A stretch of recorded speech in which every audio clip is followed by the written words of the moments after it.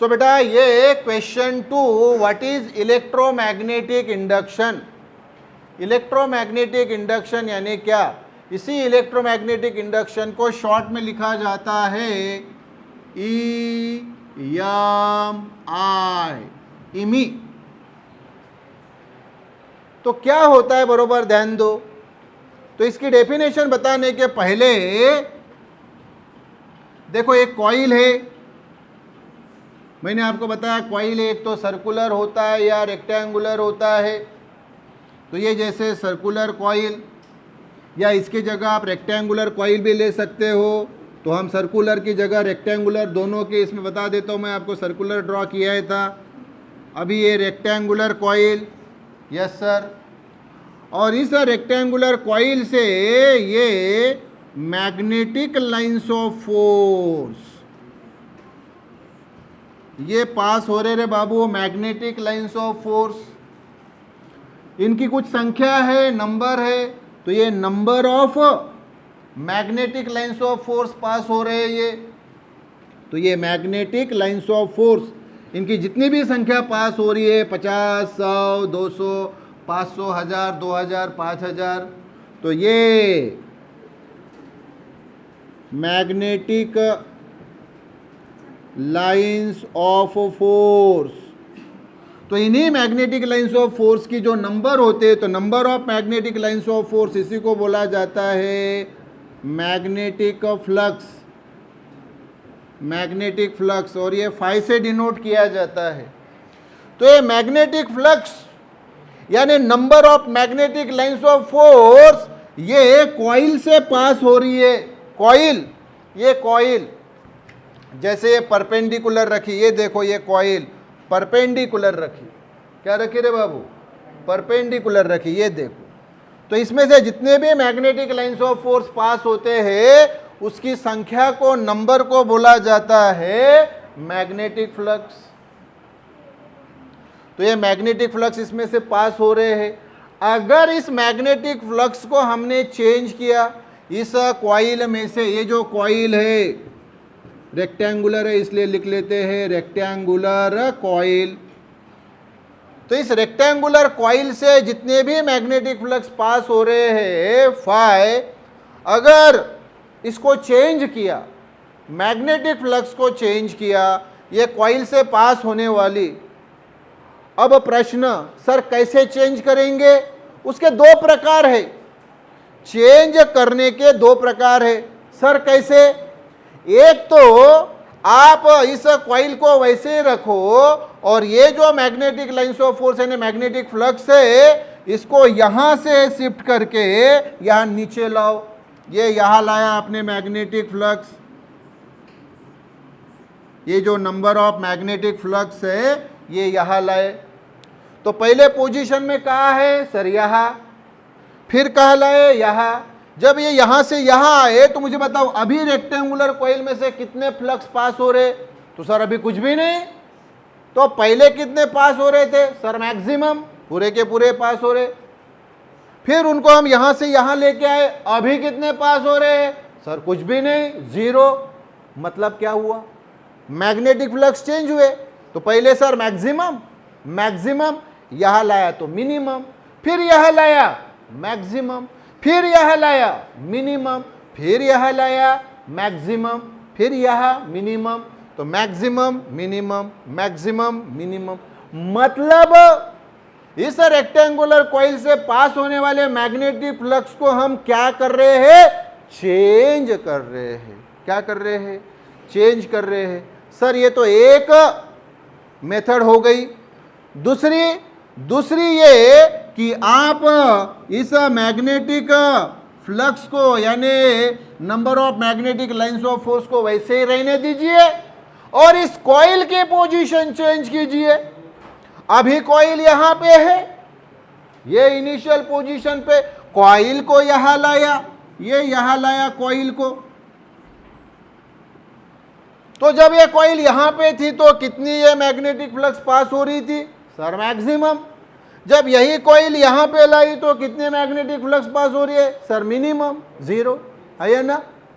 तो यहां पे कॉइल है तो ये मैग्नेटिक फ्लक्स मैक्सिमम, जब इसी कॉइल को यहां पे लाया, ये मैग्नेटिक फ्लक्स वही कॉइल को यहां लाया, तो अभी मैग्नेटिक फ्लक्स कितनी पास हो रही है कॉइल से? 0।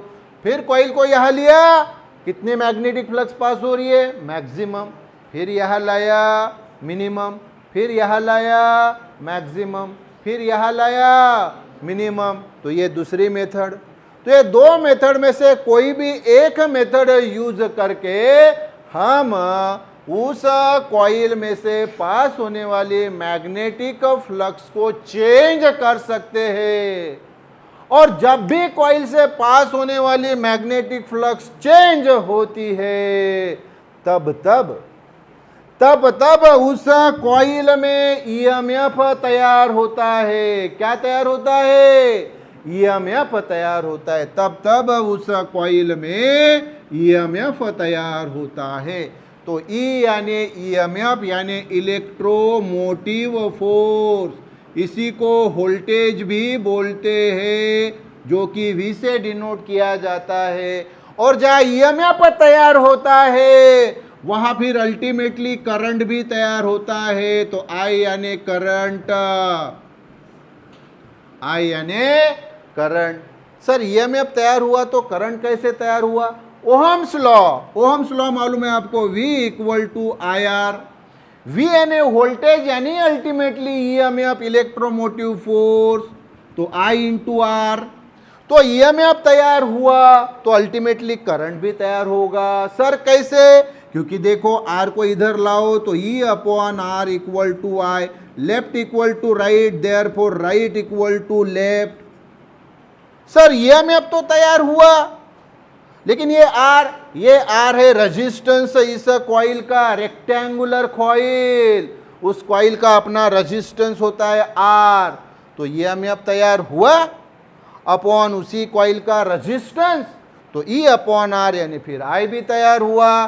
तो ये जो ईएमएफ तैयार हुआ इस कॉइल में, कैसे? Due to change in magnetic flux. Magnetic flux को चेंज करने के कारण ये जो ईएमएफ तैयार होता है, उस ईएमएफ को बोला जाता है इंड्यूस्ड ईएमएफ। क्या बोला जाता है? Induced EMF. और इस करंट को बोला जाता है इंड्यूस्ड करंट। तो ये जो ईएमएफ प्रोड्यूस हुआ, तैयार हुआ, इस तैयार होने वाले ईएमएफ को बोला जाता है इंड्यूस्ड ईएमएफ। और इस करंट को बोला जाता है इंड्यूस्ड करंट। इंड्यूस हुआ क्योंकि ये मैग्नेटिक फ्लक्स को चेंज किया, कॉइल में से पास होने वाले मैग्नेटिक फ्लक्स को चेंज किया, इसलिए उस कॉइल में ईएमएफ तैयार हुआ। यह वैसी ही बात है जैसे कोई व्यक्ति ने आपके साथ झगड़ा किया, आपको गाली गलौज की, तो आपके अंदर गुस्सा इंड्यूस होता है। इंड्यूस। प्रोड्यूस शब्द क्यों नहीं यूज किया सर? प्रोड्यूस, अरे प्रोड्यूस यानी ही इंड्यूस, लेकिन फर्क यह है कि प्रोड्यूस बोला तो बताओ कितना गुस्सा तैयार हुआ। 5 किलो, 10 किलो, 15 किलो तो दिखा नहीं पाओगे, बोलोगे बहुत गुस्सा आया मुझे उसका, लेकिन कितना? हाँ, तो ऐसी जगह क्या बोला जाता है? इंड्यूस। जो एक्चुअली वहां पे क्या हुआ? इंड्यूस हुआ, मतलब सामने वाले ने कुछ बोला इसलिए आपके अंदर वो गुस्सा तैयार हुआ, इंड्यूस हुआ। Induce, induce. क्लियर? हाँ, तो तैयार होने वाले ईएमएफ को बोला जाता है इंड्यूस्ड ईएमएफ, और तैयार होने वाले करंट को बोला जाता है इंड्यूस्ड करंट। तो फिर ये जो इलेक्ट्रोमैग्नेटिक इंडक्शन है, ये इलेक्ट्रोमैग्नेटिक इंडक्शन क्या है? एक प्रोसेस है जिसमें ईएमएफ इंड्यूस होता है कॉइल में। कैसे? Due to change in magnetic flux. अब ये सारी बातें जो मैंने आपको बताई है उसको समअप करो और मुझे बताओ डेफिनेशन क्या होगी। तो देखो, इलेक्ट्रोमैग्नेटिक इंडक्शन की डेफिनेशन, इलेक्ट्रोमैग्नेटिक इंडक्शन शॉर्ट में EMI। तो इसकी डेफिनेशन,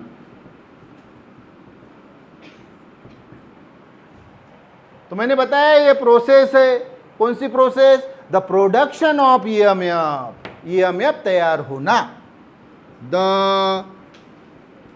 प्रोडक्ट ऑफ ईएमएफ, यानी ईएमएफ तैयार होना, the production of EMF in a coil, coil में, ये जैसे रेक्टेंगुलर कॉइल या circular coil. So in a coil the production of EMF in a coil, coil में ईएमएफ तैयार होना, क्यों, कैसे? Due to change in magnetic flux, magnetic flux phi को चेंज करने के कारण। अब चेंज कैसे करना, एक नहीं दो दो प्रकार बताए मैंने, एक नहीं दो दो प्रकार बताए कि मैग्नेटिक फ्लक्स कैसे चेंज की जाती है। एक तो मैग्नेटिक फ्लक्स की पोजीशन चेंज करके और कॉइल की पोजीशन वैसे ही रख के, या फिर मैग्नेटिक फ्लक्स की पोजीशन वैसे ही रखते हुए कॉइल की पोजीशन चेंज करके। हाँ, तो the production of EMF, EMF तैयार होना इन ए कॉइल, कॉइल में, क्यों? Due to change in magnetic flux, magnetic flux change करने के कारण, इज कॉल्ड एज, इसी प्रोसेस को, ईएमएफ तैयार होने की प्रोसेस को is called as electromagnetic induction, इसी प्रोसेस को बोला जाता है इलेक्ट्रोमैग्नेटिक इंडक्शन। और इसमें ये दो बातें जो तैयार होती है, एक ईएमएफ और करंट। तो जो ईएमएफ तैयार होता है उसको बोला जाता है इंड्यूस ईएमएफ, और जो करंट तैयार होता है उसको बोला जाता है इंड्यूस करंट। तो द ईएमएफ प्रोड्यूस्ड, जो ईएमएफ तैयार होता है, the EMF produced is called as induce EMF, and the current produced, जो करंट तैयार होता है, is called as induced current, उसको इंड्यूस्ड करंट बोलते हैं। यानी तैयार होने वाले ईएमएफ को इंड्यूस्ड ईएमएफ बोलते हैं और तैयार होने वाले करंट को इंड्यूस्ड करंट बोलते हैं। तो ये हुई रे बाबू ये इलेक्ट्रोमैग्नेटिक इंडक्शन की डेफिनेशन, और साथ में ये डेफिनेशन कि भाई इंड्यूस्ड ईएमएफ क्या और इंड्यूस्ड करंट क्या। तो इसमें तीन डेफिनेशन आ गई, ईएमआई इलेक्ट्रोमैग्नेटिक इंडक्शन भी, इंड्यूस ईएमएफ भी, और इंड्यूस करंट भी। क्लियर क्या रे बाबू, बोलो रे बाबू रे, yes yes yes, figure drawn. अब आपको question number 3, state Faraday's laws of electromagnetic induction. Faraday is the name of the scientist.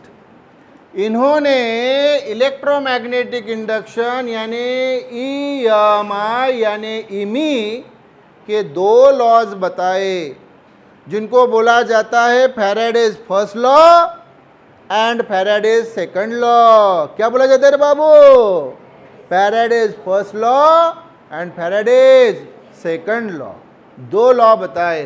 तो आंसर अभी, तो पहले हम देखेंगे Faraday's first law of electromagnetic induction. Yes, तो Faraday's first law of electromagnetic induction वही है जो कहानी मैंने अभी बताई। क्या बताई कि जब जब ये मैग्नेटिक फ्लक्स उस कॉइल से पास होने वाले चेंज होंगे, तब तब इस कॉइल में ईएमएफ तैयार होगा। बोलो फिर से, जब जब ये मैग्नेटिक फ्लक्स इस कॉइल से पास होने वाले चेंज होंगे, तब तब इस कॉइल में ईएमएफ तैयार होगा, यानी फिर अल्टीमेटली करंट तैयार होगा। यस सर, मैग्नेटिक फ्लक्स कैसे चेंज होंगे कॉइल से पास होने वाले? अरे आप भी तो बताए बाबू उसकी दो मेथड, कि भाई एक तो आप ये मैग्नेटिक फ्लक्स की पोजीशन बदलो, ये यहाँ अभी मैक्सिमम पास हो रही है तो यहाँ लाओ तो अभी मिनिमम पास होगी, तो मैक्सिमम मिनिमम मैक्सिमम मिनिमम। या दूसरी मेथड, मैग्नेटिक फ्लक्स को वैसे ही रखो और कॉइल की पोजीशन चेंज करो। ये यहाँ पे कॉइल है तो मैग्नेटिक फ्लक्स मैक्सिमम पास हो रही, इसको यहाँ लाया तो अभी वो मैग्नेटिक फ्लक्स मिनिमम, क्योंकि मैग्नेटिक फ्लक्स तो यहाँ से बह रही है और कॉइल को तो आपने यहाँ लाया तो यहाँ तो कुछ भी पास नहीं हो रही है, तो यहाँ मैग्नेटिक फ्लक्स मिनिमम 0, यहाँ लाई मैक्सिमम, फिर यहाँ मिनिमम, फिर यहाँ मैक्सिमम, फिर यहाँ मिनिमम। तो फर्स्ट लॉ यही से बताया फैराडे साहब ने कि भाई जब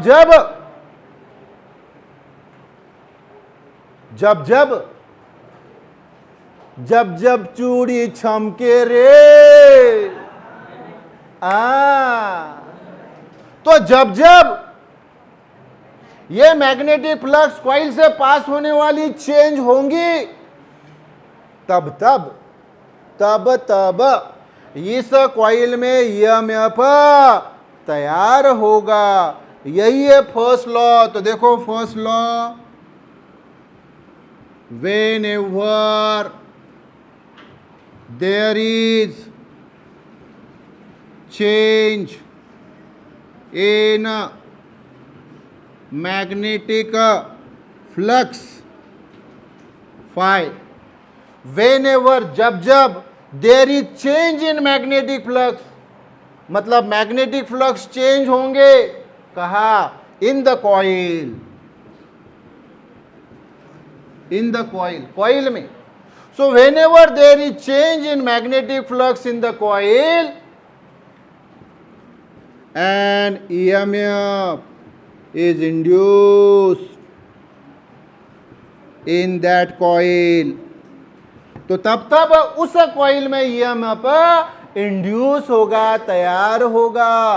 फिर से बताओ, whenever जब there is change in magnetic flux, जब मैग्नेटिक फ्लक्स चेंज होंगी, किसमें की, इन द कॉइल में से पास होने वाली मैग्नेटिक फ्लक्स ये जब चेंज होंगी तब and EMF is induced in that coil, तो उस कॉइल में ईएमएफ इंड्यूस्ड होता है। ये फर्स्ट लॉ। और इसी से फिर उन्होंने दूसरा लॉ बताया जिसको बोला जाता है फिर यही वाला Faraday's second law of electromagnetic induction. अब भाई ईएमएफ तैयार हुआ, हाँ ये देखो ईएमएफ ये तैयार हुआ, कहा सर उस कॉइल में, बिल्कुल उस कॉइल में ईएमएफ तैयार हुआ। अब ये ईएमएफ जो तैयार हुआ ये डायरेक्टली प्रोपोर्शनल होता है किसको, the rate of change of magnetic flux with respect to time. यानी जो मैग्नेटिक फ्लक्स चेंज होते हैं उसी के रेट को, रेट यानी ही टाइम। सो जो ईएमएफ तैयार हो रहा है वो ईएमएफ डायरेक्टली प्रोपोर्शनल होता है the rate of change of magnetic flux with respect to time. तो पहले इसकी स्टेटमेंट लिखने के पहले मैं मैथमेटिकली आपको बताता हूं। तो मैथमेटिकली ये जो ईएमएफ है E is directly proportional to d phi by d t, is directly proportional to d phi by d t. ये डी यानी द रेट ऑफ, ये डी यानी चेंज ऑफ, ये फाई यानी मैग्नेटिक फ्लक्स, और ये टी यानी विथ रिस्पेक्ट टू टाइम। तो ये जो लिखा ये ई यानी अभी बताया मैंने ईएमएफ की वैल्यू यानी मैग्नीट्यूड, ईएमएफ की वैल्यू यानी रे बाबू मैग्नीट्यूड। तो जो ईएमएफ की मैग्नीट्यूड तैयार होती है किसमें, सर कॉइल में, वो ईएमएफ डायरेक्टली प्रोपोर्शनल होता है इस डिफाई बाई dt को। डिफाई बाई dt बताओ, वहां लिखा है सारा, the rate of change of magnetic flux with respect to time. अरे बाबू, यही जो मैथमेटिकली लिखा, यही तो है सेकंड लॉ फैराडे साहब का। तो फिर इसकी स्टेटमेंट क्या, इसकी स्टेटमेंट ये जैसी पहली स्टेटमेंट हुई, स्टेटमेंट यानी विधान, फैराडे साहब ने जो पहला बताया, और अभी दूसरा स्टेटमेंट, दूसरा स्टेटमेंट। तो देखो, the magnitude of EMF, the magnitude of EMF, electromotive force की मैग्नीट्यूड यानी value, the magnitude of EMF induce in the coil, जो कॉइल में तैयार हुआ ईएमएफ उसकी मैग्नीट्यूड, उसकी value, the magnitude of EMF induced in the coil is, ये is directly proportional to, directly proportional to किसको, ये डिफाई बाई dt को रो लिखा है वहां, the rate of change of magnetic flux with respect to time. तो is directly proportional to the rate of change of magnetic flux with respect to time, with respect to WRT यानी with respect to time। तो ये है बाबू second law. क्या हुआ फिर second law बताओ, the magnitude यानी वैल्यू ऑफ ईएमएफ, ईएमएफ की induce in the coil, coil में तैयार होने वाली, is a directly proportional to, ये EMF is directly proportional to, is directly proportional to, ये डिफाई बाई dt यानी the rate of change of magnetic flux with respect to time, d phi by dt the rate of change of magnetic flux with respect to time. With respect to time आपने नहीं भी शब्द लिखा तो कोई problem नहीं, क्योंकि वो टेल है, इसलिए वो पार्ट उतना नहीं भी लिखा तो भी दैट इज अंडरस्टूड, वो वहां पे होता ही है, ये अंडरस्टूड है। तो the magnitude of EMF induce in the coil is directly proportional to the rate of change of magnetic flux. और आपको बढ़ाना है तो with respect to time. So is directly proportional to d phi by dt।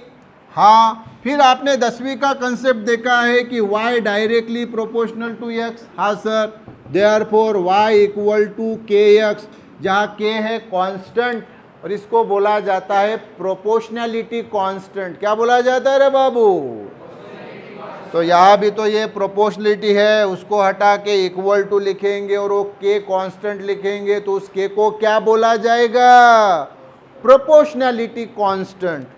So therefore इस step के बाद ही proportionality की जगह इक्वल टू ये कांस्टेंट k और ये डिफाई बाई dt वैसे ही। अब अगर इस k की वैल्यू हम, k क्या है उसका नाम बता देंगे, वेयर, वेयर यानी इस फार्मूले में k equal to proportionality constant, proportionality constant है वो। अब अगर इस k की वैल्यू हमने 1 ली, if k equal to 1 then क्या होगा, तो सर फिर तो E equal to d phi by dt होगा, तो E equal to d phi by dt, yes. तो E equal to d phi by dt, ये फार्मूला मिला हमें फैराडेज सेकंड लॉ से। तो ये बेटा दो लॉज है जो फैराडे साहब ने बताए, किससे रिलेटेड, इमी से रिलेटेड, इलेक्ट्रोमैग्नेटिक इंडक्शन से रिलेटेड, यस। तो ये बरोबर अच्छी तरह से ख्याल में रखो और इसी से रिलेटेड फिर सामने का क्वेश्चन आएगा, Lenz law of electromagnetic induction. Lenz is the name of the scientist और उन्होंने इसी लॉ का डिटेल में एक डिटेल्ड स्टडी की Faraday's laws of electromagnetic induction में। और एक बात जो फैराडे साहब ने गलती से नहीं बताई, होता है ऐसे, होता है ऐसे शहरों में छोटी छोटी बातें होती है, वैसे ही बड़े बड़े महान साइंटिस्ट के द्वारा भी छोटी छोटी कुछ गलतियां होती है, कुछ छोटा पार्ट जैसे रह जाता है। तो जो पार्ट फैराडे साहब ने ऑब्जर्व नहीं किया, उसी पार्ट को लेंज साहब ने ऑब्जर्व किया और उन्होंने फिर वो लॉ बनाया जिसको बोला जाता है length law of electromagnetic induction. ये रहेगा बाबू रे सामने का क्वेश्चन। क्लियर रे बाबू? Yes yes.